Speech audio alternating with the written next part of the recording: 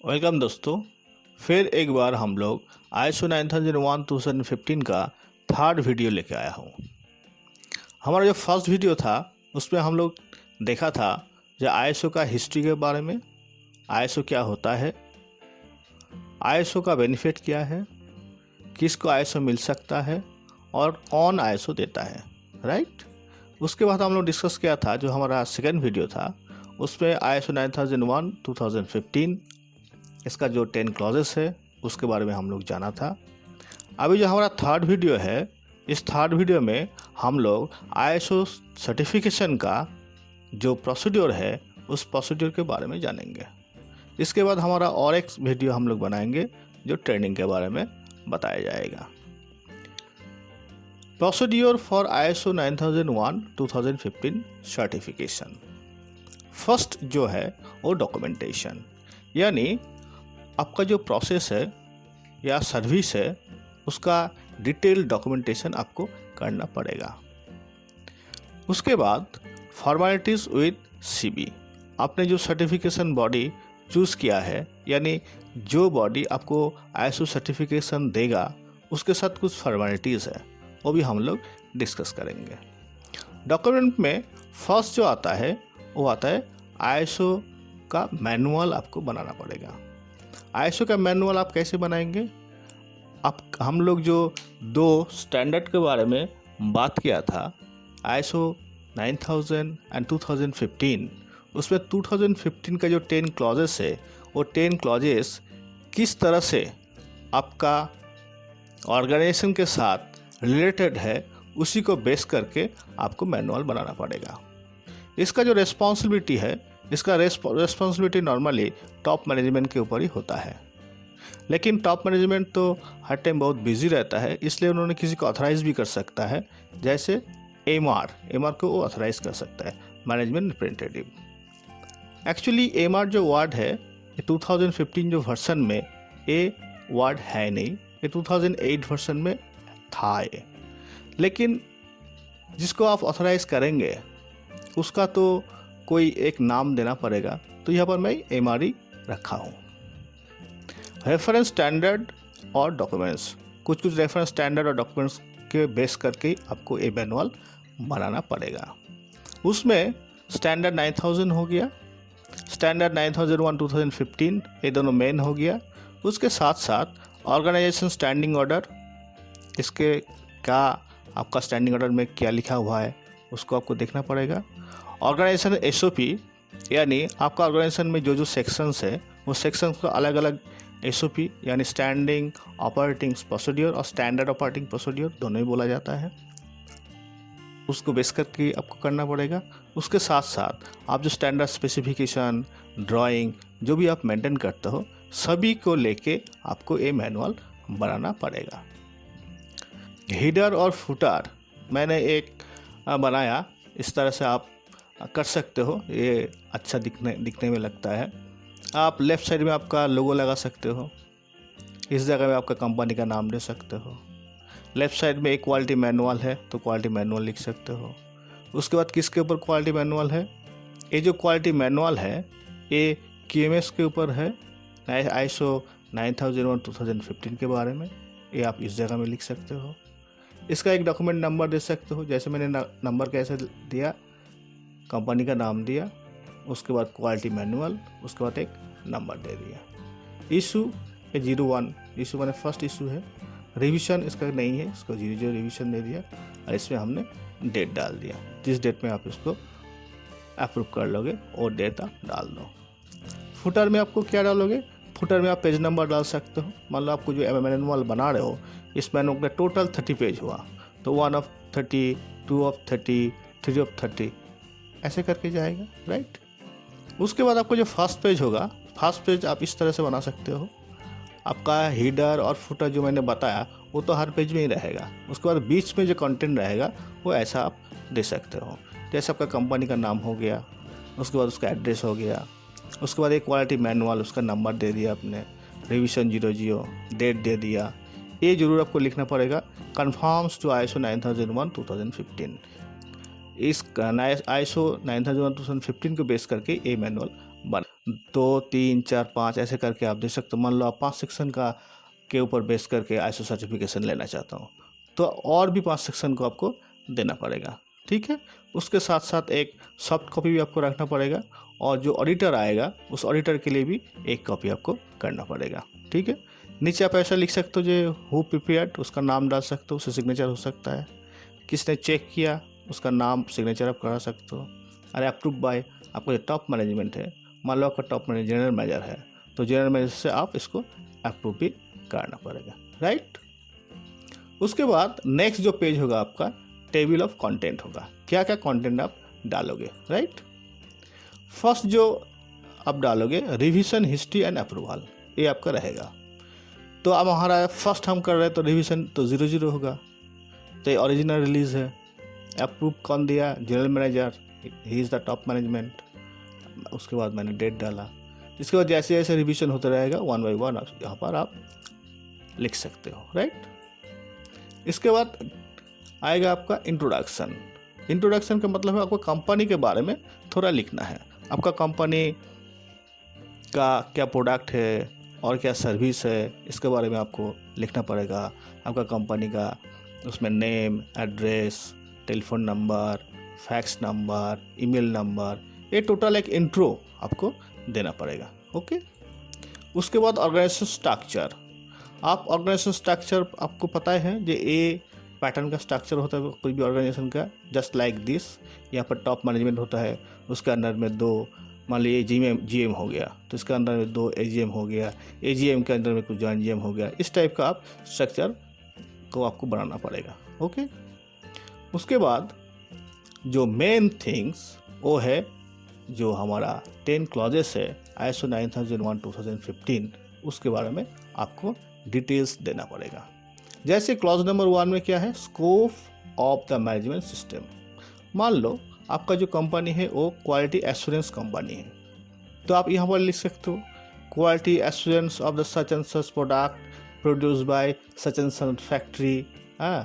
तो इस टाइप से आप आपका स्कोप डाल सकते हो, राइट। उसके बाद नॉर्मेटिव रेफरेंस, आपको कौन सा रेफरेंस आप डालोगे। जैसे यहाँ पर आईएसओ 9001:2015, उसके साथ साथ आपका जो भी एसओपीज वगैरह है उसका रेफरेंस आप इसमें डाल सकते हो। Terms and definition, terms and definition में आपका क्या क्या आ सकता है। जैसा मान लीजिए ये आईएसओ का क्या फुल फॉर्म है, इसका मीनिंग क्या है। जीएम जनरल मैनेजर, इसका क्या मीनिंग है, इसका फुल फॉर्म क्या है। इस टाइप का आपका एक टैबुलेटेड फॉर्मेट में इसमें डाल सकते हो, ठीक है। कॉन्टेस्ट ऑफ ऑर्गेनाइजेशन, इसका सब क्लॉजेस कितना है, इसका सब क्लॉज हम लोग बताया था 4 है, राइट। यहाँ पर देखिए 4 लिखा हुआ है। ये 4 जो लिखा हुआ इसके बारे में आपको डिटेल्स में लिखना पड़ेगा। Actually contest of the organisation का मीनिंग जो होता है वो होता है the circumstances that form the setting of a organisation and fully understood. आपका एक कॉन्टेस्ट ऑफ द ऑर्गेनाइजेशन का जो 4 क्लॉजेस है, ये 4 क्लॉजेस देख के पता चलना चाहिए कि आपका कंपनी क्या काम करना चाहता है, इसको क्लियर इसमें मेंशन होना चाहिए, ओके। नेक्स्ट क्लॉज नंबर 5, इसके बाद कितना क्लॉजेस था, 3 है ना, 3, 3, 5, 7, 3, 3, राइट। ये याद है ना फोन नंबर। लीडरशिप, कोई भी कंपनी हो उसका लीडरशिप होना चाहिए। यहाँ पर मान लीजिए आपका टॉप मैनेजमेंट है वो लीडर है, उसके बाद आपका जितना सेक्शंस है तो सेक्शन का एक एक करके हेड ऑफ सेक्शन होगा, वो भी एक एक लीडर होगा, राइट। इस टाइप से आपका इसका जो क्लॉज नंबर 5 है इसको पूरा आपको कवर करना पड़ेगा। उसके बाद क्लॉज नंबर 6, इसमें देखिए अभी इसके में 3 क्लॉजेस है। प्लानिंग, आपको क्या क्या प्लानिंग है, प्लानिंग करेंगे तो कुछ रिस्क आएगा, कुछ अपॉर्चुनिटीज़ आएगा, तो आपका कंपनी के साथ कैसे जुड़ा हुआ है इसके बारे में डिटेल्स लिखना पड़ेगा। क्लॉज नंबर 7 में कितना था, 5 था, है ना। 5 क्लॉजेस देखिए, ये 5 क्लॉजेस के बारे में डिटेल्स आपको लिखना पड़ेगा। सपोर्ट, यानी आपका जो रिसोर्सेस है, क्या क्या रिसोर्सेस है, क्या क्या रिसोर्स आपको होना चाहिए, आपका कॉम्पिटेंसी क्या है, आपका जो एम्प्लॉय है उसका कॉम्पिटेंसी क्या है, अवेयरनेस क्या है, कोई भी प्रोडक्ट जो काम कर रहा है उसके बारे में कितना अवेयरनेस है। कम्युनिकेशन, आप कैसे कम्युनिकेट करते हो, through telephone, through fax, through internet, किस टाइप से कम्युनिकेशन होता है। ऑपरेशन, ये सबसे बड़ा क्लॉज है, राइट। ये सबसे बड़ा क्लॉज, इसलिए यही तो हमारा मेन काम है, कैसे कैसे हम काम करेंगे उसके बारे में डिटेल्स आपका जितना भी क्लॉज है, कितना क्लॉज है इसमें 7 क्लॉज है ना, 7 क्लॉज के बारे में आपको आपका ऑर्गेनाइजेशन के साथ आपको इसको जोड़ना पड़ेगा। और यहाँ पर मैं एक बात बता दूँ, अगर आपको लग रहा है कोई भी क्लॉज इसमें आपका कंपनी के लिए लागू नहीं होता है तो आप एक्सक्लूड भी कर सकते हो, लेकिन उसका रीज़न आपको देना पड़ेगा। इसके बाद जो हमारा है इसका कितना है 3 क्लॉजेस था, 9, जितना हमने काम कर लिया। काम करने के बाद परफॉर्मेंस एवल्यूएशन करना है। परफॉर्मेंस एवल्यूएशन में क्या क्या आता है, monitoring, measurement, analysis and evaluation, कैसे आप करते हो इसका डिटेल्स अपने को लिखना पड़ेगा। इंटरनल ऑडिट हम बताएंगे, इसके बाद इंटरनल ऑडिट क्या होता है। मैनेजमेंट रिव्यू, ये भी हम बताएंगे मैनेजमेंट रिव्यू क्या होता है, इसके बारे में आपको लिखना पड़ेगा। उसके बाद इम्प्रूवमेंट, ये हमारा लास्ट क्लॉज है, इम्प्रूवमेंट, कैसे आपको इम्प्रूवमेंट करोगे। हाँ, इम्प्रूवमेंट के बारे में हर टाइम आप जब बताओगे एक कंटिन्यूअल वर्ड आएगा, कंटिन्यूअस वर्ड नहीं आएगा। ये हम लोग ट्रेनिंग का जो वीडियो बनाएंगे उस टाइम पे इसका डिस्कस करेंगे। ओके, क्लियर हो गया इस जगह होता। इसके बाद आपका लिस्ट ऑफ प्रोसीड्योर्स बनेगा, यानी आपको काम करने, अभी प्रैक्टिकल फील्ड में जब आप काम करोगे उसका जो प्रोसीड्योर है वो प्रोसीड्योर का एक एक आपका डॉक्यूमेंट यहाँ पर बनाना पड़ेगा। ये भी आपका जो मैनुअल के साथ अटैच रहेगा। फर्स्ट जो है मैंने लिखा कंट्रोल ऑफ डॉक्यूमेंट्स, और सेकंड जो लिखा कंट्रोल ऑफ रिकॉर्ड्स। दोनों सुनने में एक ही लग रहा है लेकिन दोनों एक नहीं है। कंट्रोल ऑफ डॉक्यूमेंट इसका मतलब क्या है, डॉक्यूमेंट्स का जो मतलब होता है वो होता है created by planning what needs to be done, यानी पहले से आपको प्लान करके आपने रखा और क्या करना है, इसका मतलब एक डॉक्यूमेंट आपने बना के रख दिया, और ये डॉक्यूमेंट आप बाद में रिवाइज भी कर सकते हो, चेंज भी कर सकते हो। हाउएवर रिकॉर्ड का मीनिंग क्या होता है, created when something is done, कुछ काम आपने कर लिया, करने के बाद उसको आप लिख के रखा, जहाँ इस पर्टिकुलर इस प्रोडक्ट का मेजरमेंट मैंने लिया, मेजरमेंट लेने के बाद आप मेजरमेंट लिख के रखा, इसको आप चेंज कर सकते हो क्या, नहीं कर सकते हो, ये फिक्स्ड है। ओके, तो this is the difference between the control of documents and control of records. इसके बाद मैनेजमेंट रिव्यू, आप जो मैनेजमेंट रिव्यू करोगे, यानी ये जो ISO आप सर्टिफिकेशन के लिए आपको ISO सेल बनाना पड़ेगा। इस ISO सेल में एक कमेटी रहेगा, वो कमेटी का रिव्यू भी करना पड़ेगा। रिव्यू का आपका क्या प्रोसीजर होगा उसके बारे में आपको मेंशन करना पड़ेगा।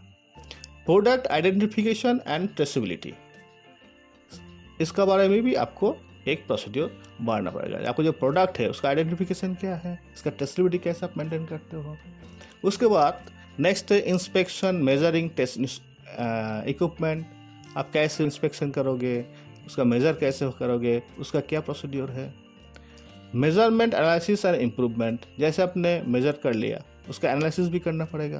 एनालिसिस करने के बाद आपको देखा इस जगह में मेरा प्रॉब्लम है तो हम क्या क्या स्टेज में इम्प्रूव कर सकते हैं वो भी आपको देखना पड़ेगा। Number 7 is the most important, customer complaint and suggestion. आपको एक कस्टमर जिसके पास आपका प्रोडक्ट जा रहा है उसका कुछ सजेशन हो सकता है, उसका कुछ कंप्लेंट हो सकता है, उसका भी क्या प्रोसीजर आप मेंटेन कर रहे हो। नंबर 8 में इंटरनल ऑडिट। इंटरनल ऑडिट जो है, आपने मान लीजिए आपका 5 सेक्शन है, 5 सेक्शन में 5 आपका हेड ऑफ सेक्शन है, तो 5 हेड ऑफ सेक्शन, एक सेक्शन का हेड ऑफ सेक्शन को दूसरा सेक्शन में आप भेजो ऑडिट करने के लिए, और इसमें बायस भी नहीं होना चाहिए। इस हिसाब से आप एक प्रोसीड्योर बना सकते हो। Procedure, monitoring and measuring process, आप कैसे मॉनिटर करोगे जो हमारा काम ठीक ठाक हो रहा है, हमारा मेजरमेंट जो हो रहा है वो ठीक ठाक हो रहा है, इसका कैसे मॉनिटरिंग करोगे, इसके लिए एक प्रोसीजर होना चाहिए। Control of non confirming product, यानी आपने कोई प्रोडक्ट बनाने के बाद कुछ नॉन कन्फर्मिंग मिल गया, नॉन कन्फर्मिंग मिला मतलब आपका जो एज पर स्पेसिफिकेशन आपको मिला नहीं, जो चाहिए था वो नहीं हुआ, तो इसको कंट्रोल कैसे करोगे। Control of risk and opportunities, कोई भी कंपनी है, कंपनी का तो रिस्क रहता है। 2008 जो वर्सन था इसमें इसका बारे में डिटेल्स बताया नहीं गया था, लेकिन 2015 अभी जो वर्सन है, पहले 2008 जो वर्सन था उसमें नहीं बताया गया था, और 2015 जो भी वर्सन है इसमें स्पेसिफिक इसमें बताया था आपका जो कंपनी है, जो ऑर्गेनाइजेशन है, इसका क्या क्या रिस्क हो सकता है। अगर जहाँ पर रिस्क होगा वहाँ पर अपॉर्चुनिटी भी होगा। क्यों, अगर आपको रिस्क को अचीव कर लिया, ओवरकम कर लिया, तो आपके लिए अपॉर्चुनिटी बन गया, राइट। प्रोसीड्योर फॉर ट्रेनिंग, आपका जो एम्प्लॉय है उस एम्प्लॉय का लेटेस्ट टेक्नोलॉजी के साथ अपडेट करने के लिए आपको ट्रेनिंग देना पड़ेगा, राइट। ये प्रोसीड्योर आपको मेंटेन करना पड़ेगा।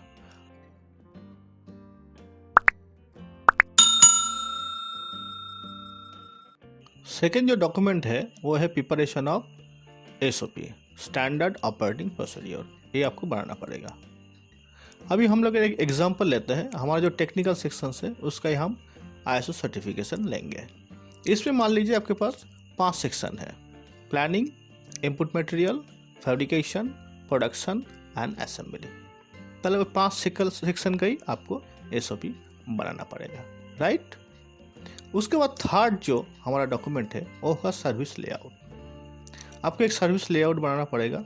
जो 5 सेक्शन है, 5 सेक्शन कैसे काम करता है उसका सर्विस लेआउट, और एक सेक्शन के साथ दूसरे सेक्शन का क्या रिलेशन है, राइट। इस हिसाब से आपको एक सर्विस लेआउट बनाना पड़ेगा। नेक्स्ट जो डॉक्यूमेंट है वो है क्वालिटी पॉलिसी। क्वालिटी पॉलिसी यानी आपका जो ऑर्गेनाइजेशन है, इस ऑर्गेनाइजेशन में जो आप सर्विस देना चाहता हो और जो भी आप प्रोडक्ट बनाना चाहता हो, इसका मिशन क्या है, इसका विजन क्या है और आपका कमिटमेंट क्या है, ये है क्वालिटी पॉलिसी। तो ये क्वालिटी पॉलिसी आपको आपका ऑर्गेनाइजेशन जिस तरह का है उस हिसाब से आपको लिखना पड़ेगा। लिखने के बाद उसको अच्छी तरह से लैमिनेट करके जितना ऑफिसेस आपका ऑर्गेनाइजेशन में है सभी ऑफिसेस में इंक्लूडिंग टॉप मैनेजमेंट ऑफिस में भी इसको डिस्प्ले करना चाहिए। उसके बाद जो हमारा डॉक्यूमेंट होगा वो होगा क्वालिटी ऑब्जेक्टिव। यानी आप जो क्वालिटी पॉलिसी बना लिया, आपका मिशन विजन आपने सोच लिया ये मुझे करना है, ये करने के लिए आपका क्या क्या स्टेप लेना पड़ेगा, दैट इज क्वालिटी ऑब्जेक्टिव। ये काम हम परफेक्टली ये काम करेंगे, तो आपको भी एक पेपर में अच्छी तरह से लिख के उसके बेस लैमिनेट करके, इसको भी जितना आपका ऑफिसेस है आपका ऑर्गेनाइजेशन में इंक्लूडिंग टॉप मैनेजमेंट सभी जगह को इसको डिस्प्ले करना पड़ेगा। यानी इसको बार बार आपका जितना एम्प्लॉय है quality policy and quality objective उसका आंखों का सामने होना चाहिए, और कुछ दिन बाद उसका दिमाग में वो घुस जाना चाहिए जहाँ ये मुझे करना है, राइट। उसके बाद वर्क इंस्ट्रक्शन आपको बनाना पड़ेगा। ये one of the main document for shop floor employ, right, इसको WA भी बोलते हैं। तो ये है steps for a particular process और टेस्टिंग। मैंने एक वीडियो अपलोड किया था जिस वीडियो का नाम था MPI मैग्नेटिक पार्टिकल इंस्पेक्शन। उसमें मैंने ये वर्क इंस्ट्रक्शन के बारे में डिटेल्स बताया था वहाँ पर, आप चाहे तो वो वीडियो देख सकते हैं। तो ये क्या होता है एक्चुअली, आपको पर्टिकुलर एक मान MPI में बता रहा हूँ। MPI एक ऑपरेशन है, इस ऑपरेशन व प्रोसेस है, इसको आपको करना है। तो क्या क्या स्टेप आपको फॉलो करना है, एक्चुअली ये मेनली ये होता है जो सॉफ्टवेयर लेवल स्टाफ है उनके लिए है। ऑपरेटर हो सकता है, आपका पास कोई एग्जामिनर हो सकता है, तो उसके जो वर्क प्लेस है और वर्क प्लेस में इसको डिस्प्ले करना चाहिए, राइट। इसके बाद कस्टमर फीडबैक। आपके पास कस्टमर फीडबैक का क्या प्रोसीड्योर है, कैसे आप कस्टमर के साथ कम्युनिकेट करते हैं, उसका कंप्लेंट, उसका फीडबैक आप कैसे लेते हैं, तो वो आपको लेना चाहिए। लेने के बाद सेटिस्फेक्शन लेवल, कस्टमर का सेटिस्फेक्शन लेवल कितना है, उसका परसेंटेज कितना है, वो आपको कैलकुलेट करना पड़ेगा। This is also the one of the main document. Documentation and record keeping, इसके साथ साथ आपका डेली वर्क में जो काम होता है उसमें जो डॉक्यूमेंट रहता है उसका भी आपको डेली बेसिस में अपडेट करना पड़ेगा। जैसे files, registers, calibration of gauges, instrument, test machines, है ना। सर्वेलेंस का मतलब होता है जे बीच में जाके आपने अचानक कोई चेक किया, इसको सर्वेलेंस बोला जाता है।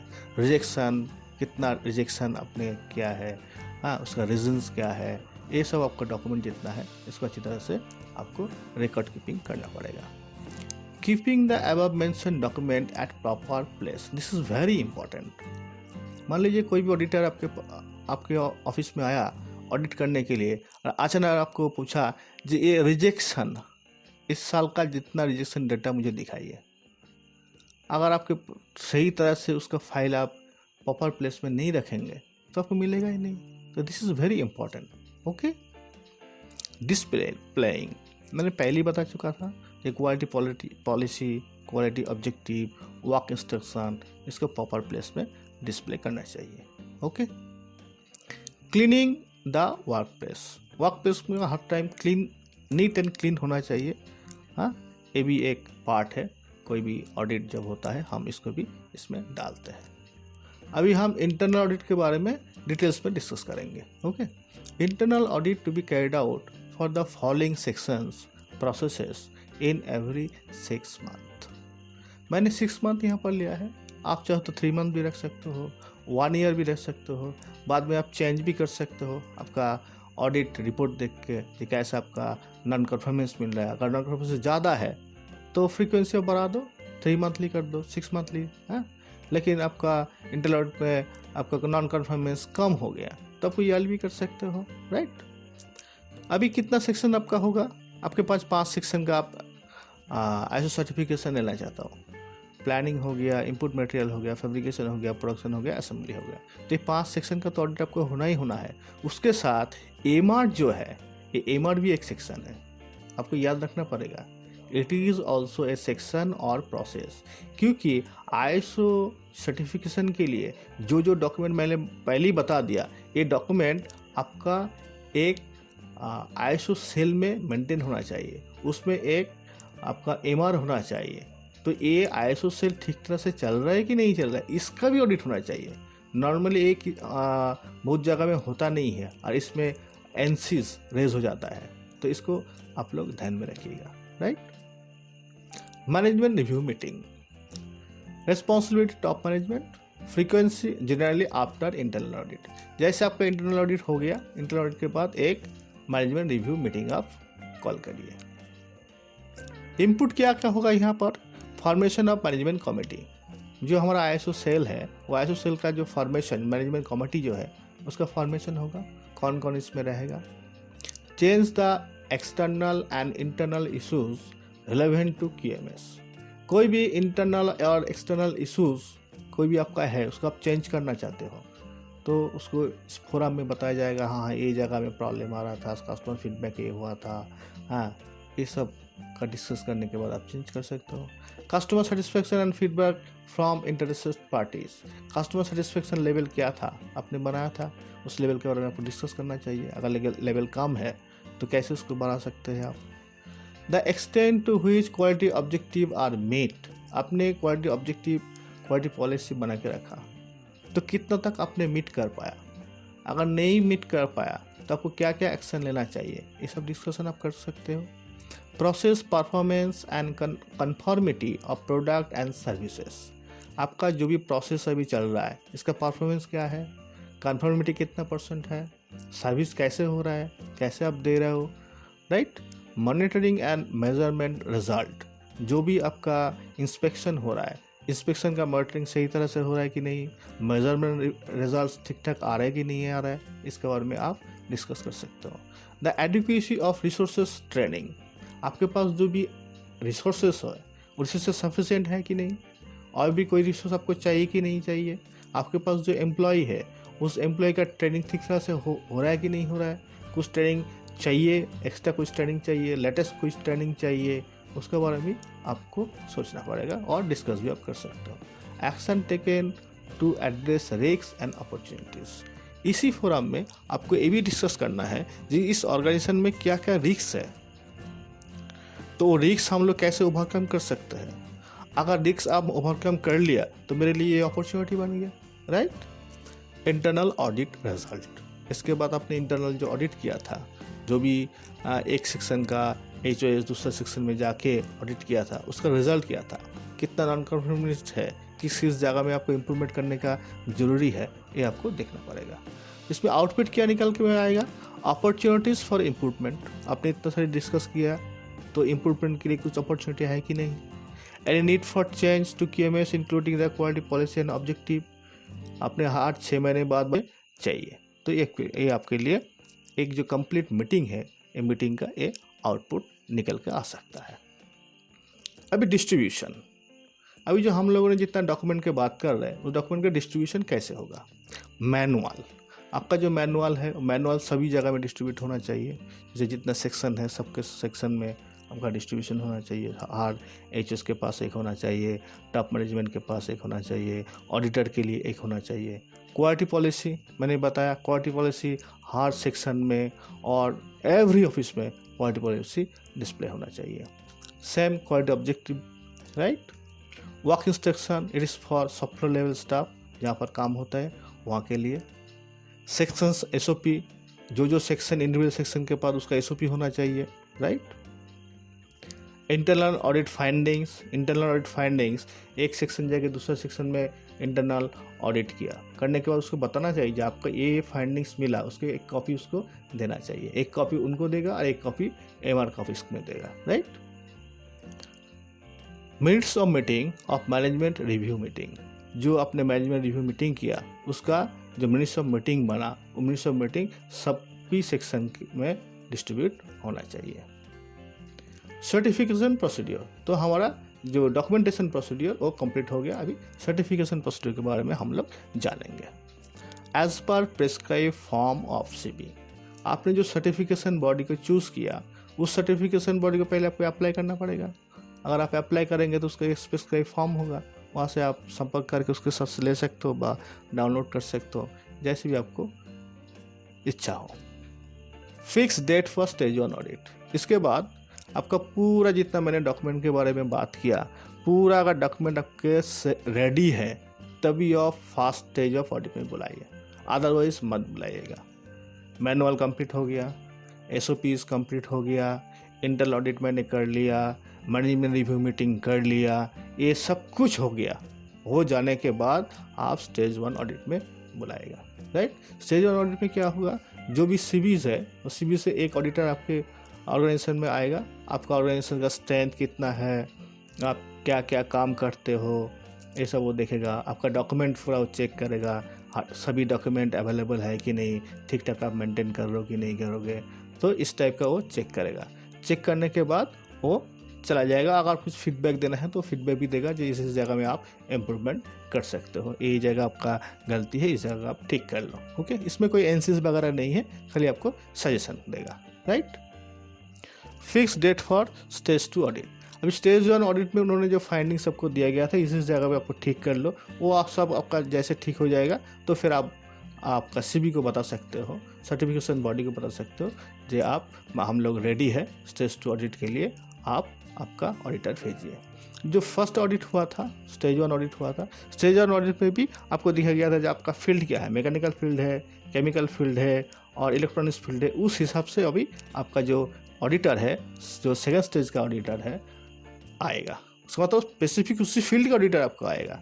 इस बार आपका पूरा तरह से ऑडिट होगा, कंप्लीट ऑडिट होगा।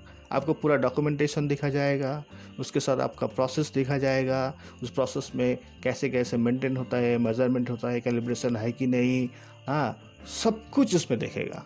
Actually stage 2 audit is the final audit. अगर इस फाइनल ऑडिट में मान लीजिए कोई माइनर एनसीज मिला आपने, फिर आपको लिख के देगा जी ये आपका एनसीज है, फिर आपको वो एनसीज रिप्लाई करना पड़ेगा, हाँ एनसीज हमने को ने कंप्लीट कर लिया। उसके बाद आपका आईएसओ सर्टिफिकेशन मिलेगा। वो आईएसओ सर्टिफिकेशन इनिशियली इशू करता है 3 इयर्स के लिए, ओके। उसके बाद क्या होगा, इसके बाद 2 सर्विलेंस ऑडिट होगा, फिर 1 साल बाद फिर आपका ऑर्गेनाइजेशन में सीबी से ऑडिटर आएगा।